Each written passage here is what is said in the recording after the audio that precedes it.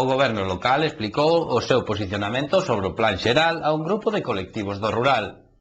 José Antonio Dono, alcalde da Estrada, e Irene Aguiar, concelleira delegada de Urbanismo da Estrada, mantiveron unha reunión con representantes dos colectivos do rural que se opoñen á tramitación do Peixón. Nesta reunión a concelleira explicou as razóns que motivan a decisión do goberno local de continuar adiante co documento e proceder a posteriori a súa adaptación, e non do momento actual como reclaman eses veciños. Entre outros argumentos citou o informe do asesor xurídico municipal, que calificou como favorable o documento e o seu itinerario de tramitación. Tamén explicou outras razóns, como a necesidade de contar con plantexamento urbanístico en vigor, rematando así cunha carencia que xa prolongou durante décadas. Nesta reunión, as asociacións fixeron chegar algunhas propostas. A concelleira, se ben indicou que se atopaba disposta a dialogar sobre o plan e cuestións relacionadas, tamén quixo deixar claro que é o goberno a quen lle corresponde liderar a xestión do mesmo, e que as asociacións non poden impoñer os criterios de actuación.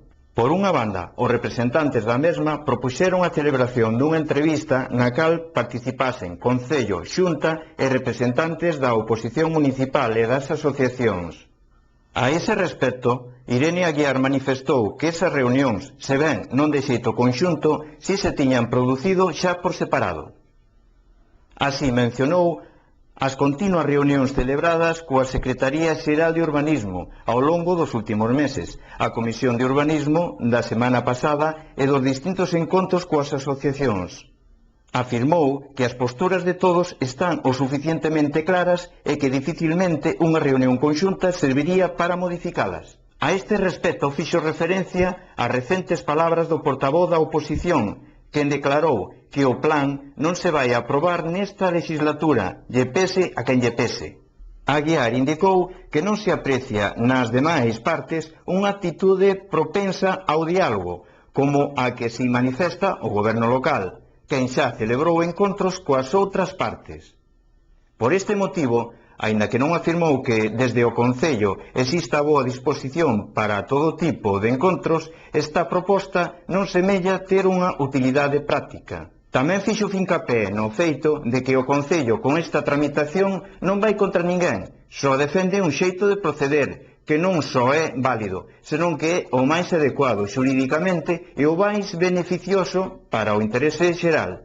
Por outra banda, os representantes das asociacións cuestionan a vixencia da orden da Xunta do 2006.